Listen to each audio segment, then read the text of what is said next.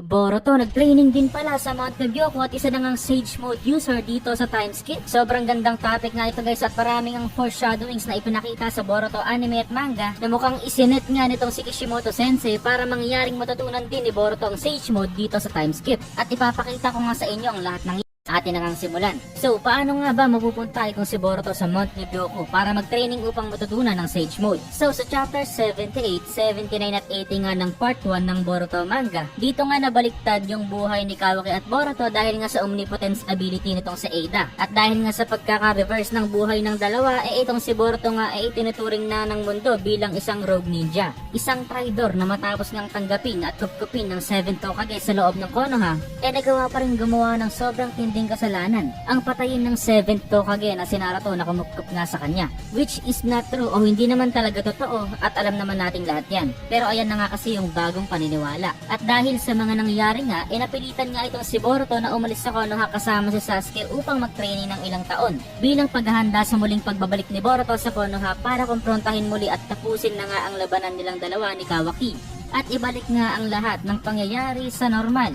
Pero dahil isa ngang rogue ninja itong si Boruto, siguradong hindi nga lang siya wanted sa loob ng Konoha. At siguradong sa lahat nga ng mga ninja villages tulad ng Hidden Sand, Hidden Cloud, Hidden Mist at Hidden Stone siguradong wanted na tahantingin din itong si Boruto. At siguradong kahit nga yung mga maliliit na villages outside the 5 great nations siguradong nga hanapin at papaslangin din itong si Boruto dahil siguradong meron nga siyang malaking bounty sa ulo. Dahil unang-una marami nga ang nakakaalam na ang 7th Hokage nga ang isa sa mga hero ng 4th Great Ninja War na nagligtas nga sa buong mundo laban sa Akatsuki, kay Madara at Obito at mula sa mga Otsutsuki. Alam nga to lalong lalo na ng mga ibang Kage tulad ng Kazekage na si Gaara, Mizukage na si Chojuro, Tsuchikage na si Kurotsuchi at Raikage na si Darui. Na alam naman natin naging malapit na kaibigan nga nitong 7th Hokage na si Naruto dito sa Boruto era. At bukod nga sa duty nila na protektahan ng kanilang mga villages at tulungan ng mga ibang village na i-track, hulingin o paslangin itong mga rogue ninja, siguradong hindi lang yan yung dahilan kung bakit nila gagawing hulihin itong si Boruto o paslangin. Dahil siguradong meron nga din silang sama ng loob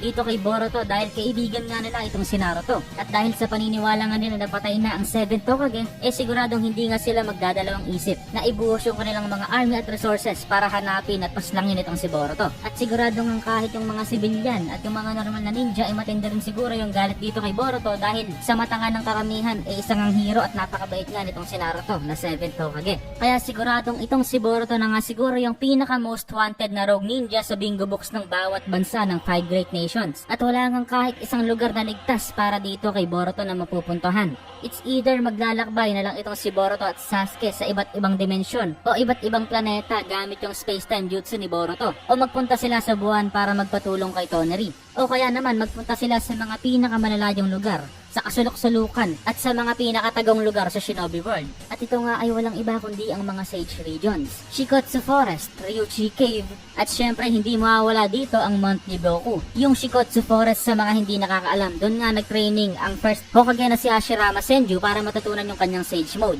Habang yung Ryuchi Cave naman, doon nga nagpunta si Orochimaru para matuto ng Sage Mode pero siya nga ay nag-fail at dito rin nagpunta si Kabuto. At itong Mount Nibyoku nga ay alam naman natin bilang isang iconic na lugar para kay Jiraiya at Naruto dahil dito nga sila natuto ng Sage Mode. At itong Mount Nibyoku nga ay isang lugar na halos imposible kang mapuntahan sa pamamagitan ng paglalakbay. Kaya ang pinaka-effective nga na paraan para makapunta sa lugar na ito ay ang reverse summoning technique. Ito nga yung madalas gamitin ni Naruto at Jiraiya para ma-access ang lugar na ito. At ito nga yung isa sa mga pinaka-safe na lugar para kay Boruto at Sasuke noong training arc nitong si Boruto sa kalagitnaan ng time skip. Maaari nga na makapunta dito si Boruto gamit ang space-time jutsu. O kaya naman may chance nga na makatagpo nitong si Boruto at Sasuke ang clone ni Jiraiya na si Kashin Koji na nakilala nga natin bilang dating miyembro ng Kara. Kung atin ngang matatandaan, noong natalo nga nitong si Kashin Koji si Jigen at tuluyan ngang na-revive si Ishiki Otsutsuki, bago nga mapatay nitong si Ishiki si Kashin Koji, nagawa ngang magamit nitong si Kashin Koji ang reverse summoning technique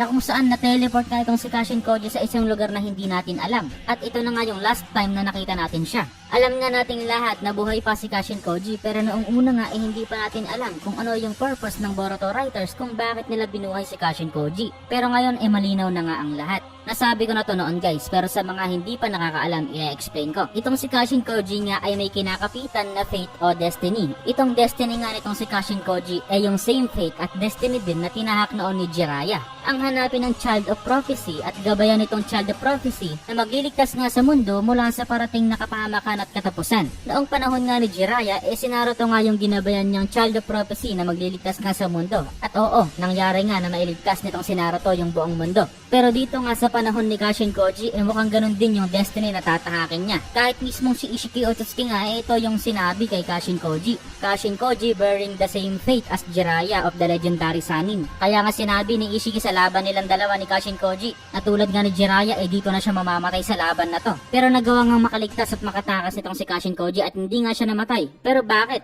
Well, maya-maya lang isasabihin ko yung dahilan. So basically, itong si Kashin Koji nga ay merong same fate at destiny kay Jiraiya. At posibleng ito nga rin yung dahilan kung bakit nag-infiltrate siya sa Konoha para hanapin yung mga impormasyon o top secret data tungkol sa mga ninja ng Konoha. At dito nga siguradong ang hinanap niya yung kay Jiraiya dahil gusto nga niyang makilala kung sino nga ba sa Jiraiya. So dahil dyan malinaw nga sa atin na ang purpose nga nitong Boruto writers, Kishimoto at Ukyo Kodachi, kung bakit nila binuhay si Kashin Koji dahil may purpose pa nga itong si Kashin Koji na hindi pa niya na-fulfill. Ang gabayan at tulungan ang Child of Prophecy at bigyan ng purpose itong si Kashin Koji sa future ng storya ng Boruto. At ito nga yung tahakin yung path na tinahak din noon ni Jiraiya. Gabayan ang Star of Hope na magliligtas sa mundo mula sa kapahamakan. At ito nga ay walang iba kundi si Boruto sa henerasyon na ito. At siguradong mukhang dinala nga nitong si Kashin Koji si Boruto sa Mount Nibyoku dahil ito nga yung siguradong pinaka-safe na lugar para sa kanya. At dito nga pwedeng natuto si Boruto ng Sage Mode.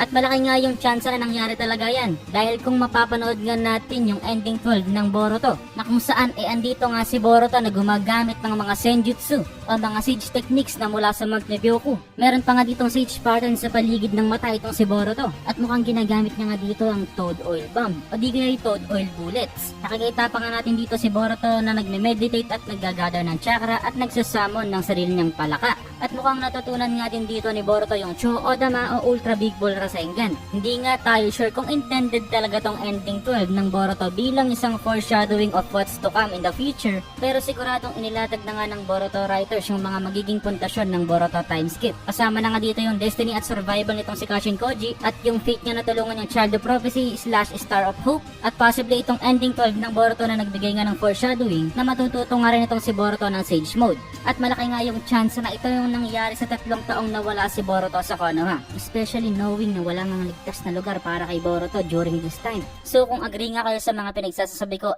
comment down below at ilagay nyo din dyan yung mga thoughts nyo. Also like and don't forget to subscribe at makita-kita lang tayo sa susunod na video.